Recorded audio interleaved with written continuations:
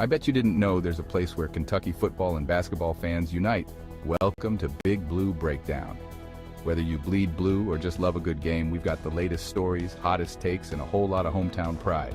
Hit play and join the conversation. This is your home for all things Kentucky sports. Welcome in, everybody, to the Big Blue Breakdown, episode number 33 here on the podcast. Make sure to go ahead and follow us on social media at BigBlue_Breakdown on TikTok, and X, Instagram, obviously here on YouTube and on Spotify. Make sure to like, comment, and subscribe. That'd be very much appreciated. And we have a packed schedule for this one. I'll go ahead and show you what we're going to be diving into in this one. For the slate, we will be talking about revenue sharing at UK, executive order. Talk about that one. That's a new one. 2024 season recap, 2025 season expectations, and Stoops future and future of this program just in general. It's a packed, very, very packed slate for this one, and I'm really excited to get into it.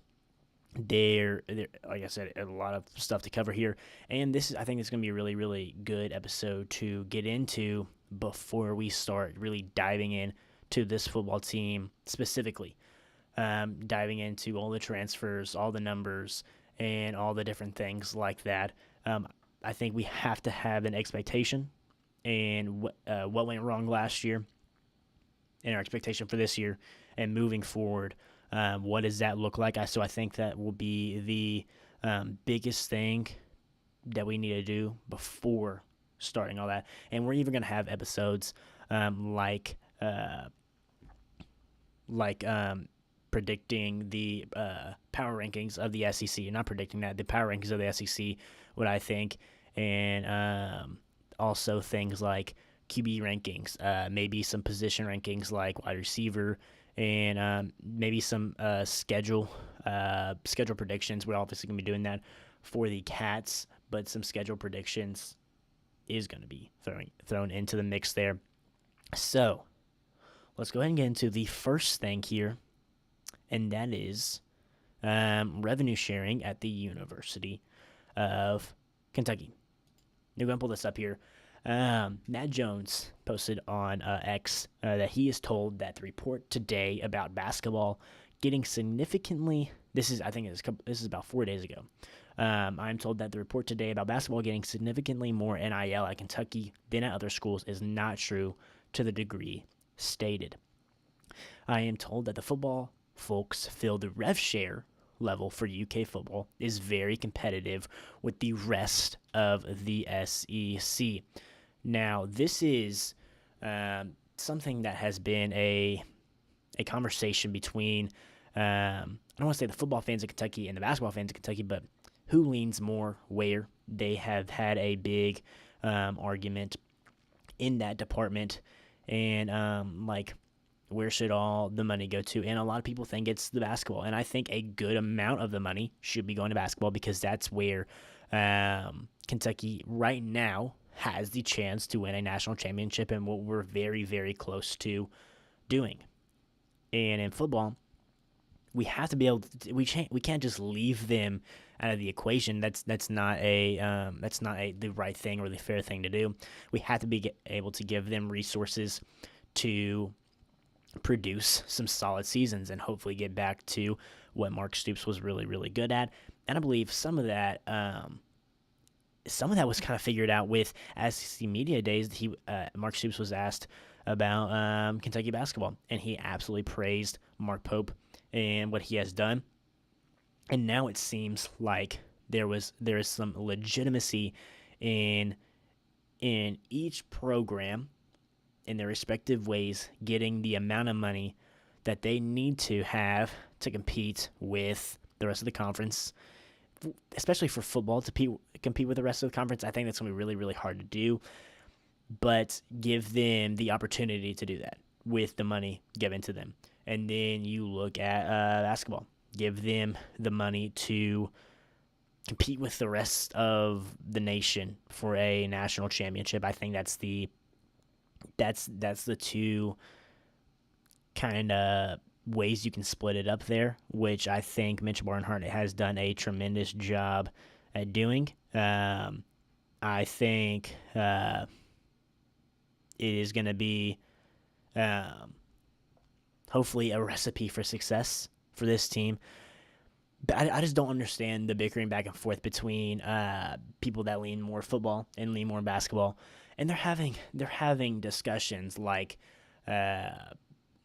which crowd is louder, and it's stupid. But Kentucky football and Kentucky basketball are not going to play each other. There's no reason to argue over this right here, especially when they have came out and said that it's going to be split in a good way. It's not going to be split in a necessarily a bad way where it's all going towards basketball or it's all going towards football.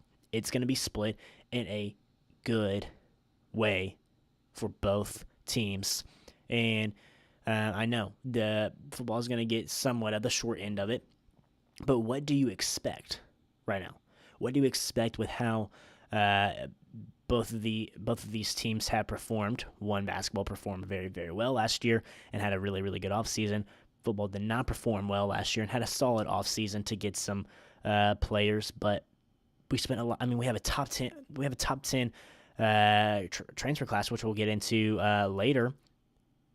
We had to have spent money to get a top 10 transfer portal in the nation. So I think they're doing the right thing. Football's going to have the money. I think it's going to come down to, honestly, we're not going to have the best of the best players. We're going to probably be in the middle of the pack, maybe a little bit lower. But if we can get there and then you have some good coaching and coach these guys up, you can get in the middle of the pack there and then just go from there and see how everything else works out. And I think that's what they're trying to do. But I don't understand the argument, and I really like what the University of Kentucky has done and Mitch Barnhart have done to really help this situation out. Onto a bigger topic here. NIL. Is college sports saved? Is the question as you see this graphic here. Trump signs NIL overhaul order to curb big money influence in college sports. And listen to this here. Washington, President Donald Trump on Thursday signed an executive order prohibiting third-party pay-for-play payments to college athletes, a move the White House is taking to curb bidding wars that they have roiled college sports in recent years. Now, I guess the easy way to see this and explain this is, I guess there's no more tampering, which he's trying to get rid of. There's no more tampering with, like, let's say after this year, you have, let's say, just throwing out a random name here, Troy Stellato, wide receiver for Kentucky. Let's say he has a tremendous year and he has another year of eligibility, which I do not know if he does or not. Let's say that he does, and he is still with the University of Kentucky. Another team cannot tamper with him or tell him amount of money they would give him if he entered the transfer portal. This is without him entering the transfer portal. If he was still at the University of Kentucky and they told him an X amount of dollars that they would give him to go play for their university if he entered the portal and committed to them. I think that's what they are trying to get rid of and to make better. And I like that. I don't know how much this is going to affect the whole world of NIL, which is absolutely crazy. There's going to be laws put in, and I think genuinely this is a very, very solid start to that. And you have to start somewhere, and I think by doing this no third-party thing, it's going to help moving forward. again, I don't know how big this is going to end up being in the whole realm of college football and NIL and the transfer portal of just really like tampering with other players. Now, this also goes for basketball, football, all college sports in general. You cannot technically tamper with a player that is at another university that is not into the portal and say, hey, we're going to give you X amount of dollars. Now, that's what I came away with it. I believe that is correct. I like it. I like it. And it also kind of ties in with the rev share a little bit. The rev share, to me, you have this money, right? And you don't not necessarily, have to pay these players more to come back when they are not being offered $1 million more to go to another school. I think that's how it can kind of play in with football and help the Cats out. So I think this is a positive thing, not just for the whole college football, but for the SEC and for the Cats as well. So you're saving a lot more money for the university in general to not have to raise this guy's NIL or raise this guy's basically pay to keep him there because he is not being offered a better deal at another school to get more money. I think that's really what it's going to affect long run. I think that'll be the biggest thing that it will affect. Now, we move on to the 2024 season and recapping that 2024 season here. Kentucky football 2024 schedule. The Cats went 8-4. As you see here, a win against Southern Miss in the opener, which didn't get to fully finish. I believe we won that one 31-0. And then you lost against South Carolina, Georgia. Then you beat Ohio. Then you pull off an amazing upset against, at that time, number 6 ranked Ole Miss. And then you fall to Vandy, which I think that loss right there against Vandy, you lost it. You lost it absolutely, completely. Just like, I'm talking like lost the rest of the year. If we are being, completely honest here, you lost the rest of the year right there. You go on a 4-game losing streak after losing that Vandy game. You lose Vandy at Florida. You lose to Auburn, which you should have won. You were up by a crap ton in that game. You lose to Tennessee in a pretty hard-fought game right there. You beat Murray State, and then you lose to Texas, and then you lose to Louisville embarrassingly in that Louisville game, especially. Really, really bad year. Setback after preseason expectations. I actually look back. I don't have a graphic out for this one, but I look back at the preseason projected order of finish in 2024 last year. Obviously, I've shown it on here. I think an episode ago. Yeah, last episode. I showed it. We are projected to finish 15th. Last year, projected to finish 11th. A lot of people had us a little bit higher. So those preseason expectations have very much gone down, and because of how bad last year went. And I think some people kind of judge us a little unfairly just because of how last year went, and they don't really look at the transfer portal, top 10 class. Again, we're going to get to that. And retention in our coaching staff, which we haven't had in a long time, especially on the offensive side of the ball. But yeah, it was an absolute embarrassing season last year for the Cats going 4-8. And diving into some more numbers here, 4-8, we were 101 out of 134. That is absolutely abysmal. conference record 1-7, only win against number 6 Ole Miss. We only averaged 20.6 points a game, and that is absolutely terrible. 119th out of 134 opponents' points is 22.1, which actually is very, very good, numbers-wise especially. 33rd out of 134, that is a good number, especially if we can stay there this year and have a improved offense. But you can see the offense was the problem last year, 1,000%. The defense was almost like Oklahoma. They were put in terrible situations that they gave up points at times, and they only gave up 22.1 points a game, which is not bad at all.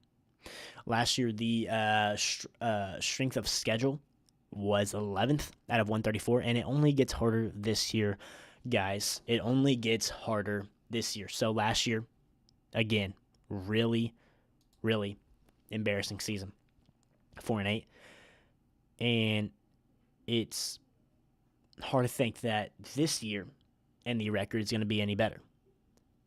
Now looking at some other teams and how they look, and looking at our roster, I think there's some games that we can really stay in, and we'll get into that 2025 preseason expectations. But sitting on last year, I thought we played well in the Texas game. I thought we showed a good fight in the Texas game. I thought we showed an amazing fight in the Georgia game, only losing by 1. Probably should have won that with the pick 6, but it was rolled back. I did not enjoy that one at all at the very end. You should have beat Vandy, I thought. You got that game at home after they beat number 1 Alabama. No way you should lose that game. And you're coming off a bye. 2 weeks to prepare for that Vandy team. Now, I know they were solid last year. You could have beat that team, 1,000%. And South Carolina was an absolute disappointment to start the year off. So was Louisville. Didn't put up any fight there. Auburn, you up in that game, should have won. It was just bad. Just bad last year, and now because of that, people look at us and they set that preseason expectation to be about the same, maybe worse, and I don't see it being worse as a team, but I don't know with our schedule, even if we are better, how much that will reflect on wins and losses. So speaking of that, let's go ahead and get into 2025 season. Okay, this graphic is pretty cool graphic here by that SEC podcast. Thanks, I got Instagram. Really, really cool graphic right here. 2025 schedule. And the crazy thing is, week 1 isn't a guaranteed win, guys. Week 1 is a very, very tough MAC opponent, projected to come first in the MAC conference.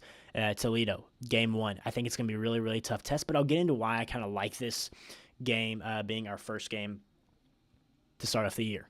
Then you have Ole Miss home.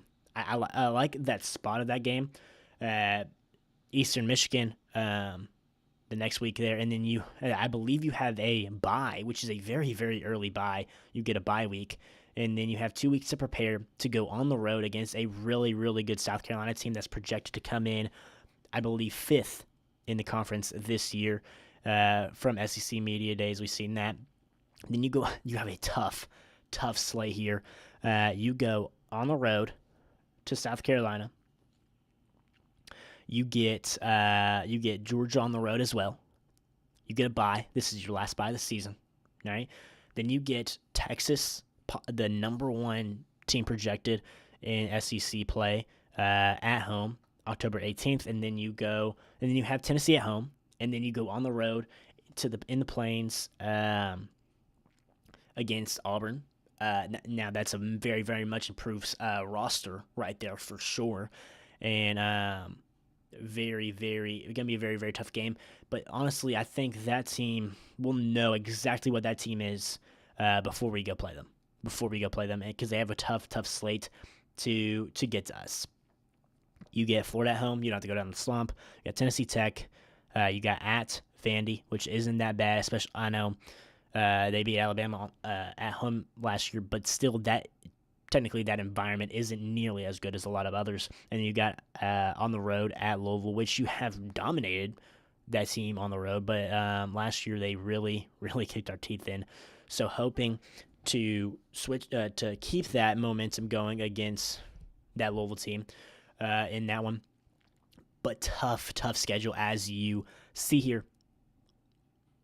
Power rankings and projected wins. According to ESPN, our projected, our power rankings, 52nd. 52nd now. I did take a look. This is also behind Vandy. That is the one that I wanted to mention. We are behind Vandy. And when I mean getting into preseason expectations is you have to look at the schedule, how hard that schedule is, and set some realistic expectations without even looking at our roster.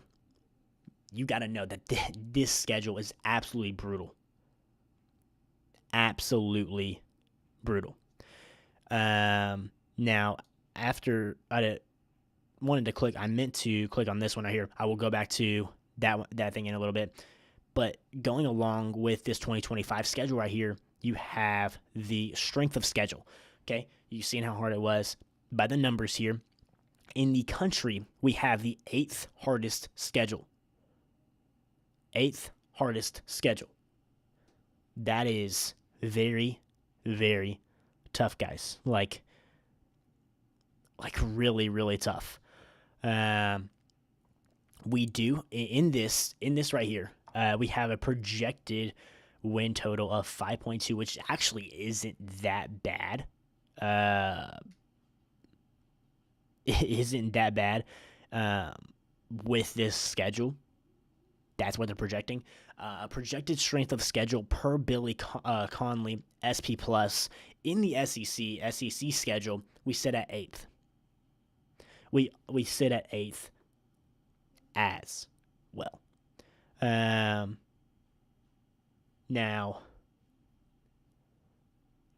this is just insane right here. Okay, you see the numbers basically on this side, and then this is basically a simpler version of the thing on the left without the numbers. You see the SEC teams here.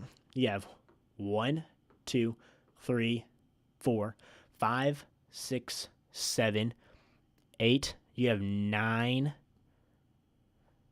top 10 toughest schedules. There's 9 SEC teams and 1 Big Ten team in Wisconsin. Absolutely insane. I thought it was a really cool graphic here to really show us and break it down on how tough our schedule really, really is. So that I want to say that with how tough our schedule is, and you see the teams that we play, and the numbers show it. Give us a realistic expectation heading in to next season. It's going to be an absolute tough schedule. It's going to be a brutal schedule. It's even tougher than last year because I believe each team that we play, except for Ole Miss and possibly Louisville, everybody has taken a step up. I truly believe that. Every team that we play, except for possibly Ole Miss and Louisville, has taken a step up. And I go back to here, our 52nd in the power rankings per ESPN. We would be below Vandy. Then you look at our over/under win total, 4.5. That should really set some expectations here to see how tough our schedule is, and people thinking that we're not that good. 15th technically in the conference is what they are projecting on us here, and a 4.5 over/under win total. Guys, it's gonna be really, really hard to get over that 4.5 win total, even if we are better than last year. Just because our schedule's tougher than last year, and it's harder. Okay, I will say if you look at this 2025 schedule right here, I do think the placement of the games is better than last year. Like I like the switch of not having to go to Gainesville, not having to go to Knoxville, um, and we have to go to Vandy, which isn't necessarily that bad.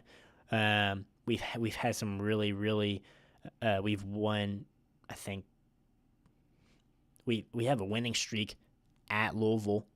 The Plains, I don't. It's okay.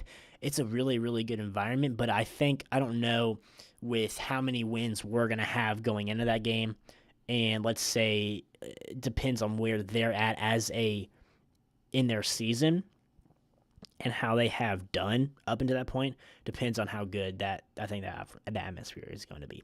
Now it sucks going to play to Athens. They don't lose. They don't lose at home. Period. But you also get Ole Miss at home. Going to South Carolina sucks. So the two worst to me is South Carolina and Georgia.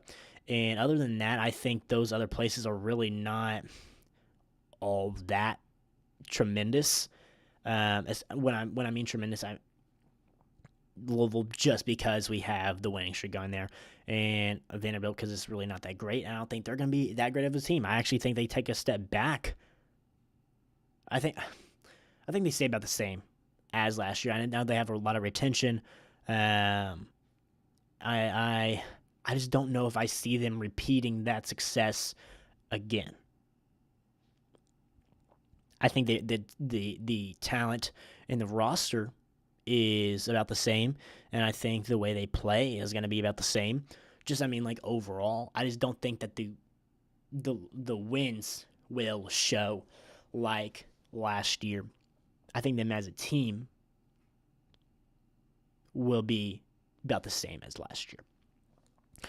Auburn, I think they do take a step forward. I just don't know when we get to them and we have to go to the Plains, where that team will legitimately be with record and everything like that, and possibly playoff, maybe some playoff talk for them. I don't know. But what's really going to suck is the South Carolina and Georgia game. You don't have to go down to Gainesville. You don't have to go to Texas. You don't have to go to Knoxville. You don't have to go to Ole Miss. I like the way these have shifted right here from last year. I do. So, some realistic expectations I want to talk about. What is a successful season for the Cats? 5 or 6 wins. Anything above that 4.5, anything above 4 wins, I think is going to be a successful season. That's just me, because I think just the schedule, just in general, is what it really is. I think that, yes, we are going to take a step forward with our transfer class. Okay. I think we take a step forward with our transfer class, coming in at number 10 in the transfer portal in class rank. 26 commitments, 7 4-star commits, 19 3-star commits, and there is, I think there might be 2 teams on here that is above us that we play this year in transfer rankings, and so I think our roster and legitimately how we play is going to be better than last year. I think we're going to take a step forward. But with how tough our schedule is, I think it's going to be hard to see that on our record. That's what I want to say. So I think anything above 4 wins is going to be a pretty good season with how tough our schedule is. Now, I want to talk about Stoops' future here and future with the program. So, as we look here at Coach Stoops, his buyout is approximately $44 million. That would be owed to Mark Stoops. The original contract from 2012 and the extension, which is labeled in the contract as the Seventh Amendment, only changes parts of the contract, things like dates, dollars, amounts, and anything Stoops or his agent wanted included, which, if you're curious, personal use of aircraft is part of it. There are many things that are unchanged, and one of those is the University of Kentucky's termination clauses, which means that the date's a little wonky in there because they all are from the original 2012 contract and must then be translated over to the new window. Long story short, I don't think Stoops is going anywhere, especially after this year. His buyout's too much, and what he has done at the University of Kentucky leads the University of Kentucky for football in wins, SEC wins. Okay, I think his success and what he has brought us up to when we were the worst team in the SEC when he got here, and we went on a 8-year stretch where we didn't miss a bowl game, and I think for a while there we didn't lose a bowl game for a while, and I just think it's going to be really, really tough for AD to have him leave and to pay him unless he retires. I don't think they're going to spend that money. Now, I think there should be a conversation. Listen to me here. I think there should be a conversation if you are going into that South Carolina game. Anything below 2-1, legit conversation about his future, like paying that money. Legit conversation about his future. You cannot lose to Toledo, even though they're very, very solid, and you cannot lose to Eastern Michigan. Okay, you have to be going into that South Carolina game at least 2-1. If any worse than that, I think we're in a really, really bad spot as a program if we're going into that like that. But yeah, that is really think of him. I don't see him gone because his buyout is too much, I think. So with that, now I want to talk about the future of this program. He has a really, really good 2026 class in the making. Okay. The future of this program, moving forward, and with Stoops being our head coach, all starts this year. It all starts this year. The reason why I say that is because if you have a solid season, let's say 5-7, 6-6, let's say you make it to a bowl game, right? Let's say you do that. Somehow you make it to a bowl game and you're able to weave through the schedule. You kind of do what Florida did last year. You go into next year. You have retention with the players. You bring back some really, really good players. You bring back experience. You have a pretty daggone good portal class, like almost what Florida did is like, hey, we're moving in the right direction. If you come to us, man, you're going to be a part of something possibly special. And it all starts with this year and having a solid season and literally winning a game or two more than people expect you to. A game or two more than people expect you to. That is how the future of this program starts to become better on the outlook. 2026 class is looking really, really good right now. And you add some more guys to that, the future is going to be bright. Unless they decommit, because you have such a terrible year this year. It all starts with this year. And Mark Stoops has to win the fan base back with maybe going 5-7, 6-6, and really competing in some of those bigger games, like with Texas, Tennessee. I think is a winnable game. Also, Tennessee is.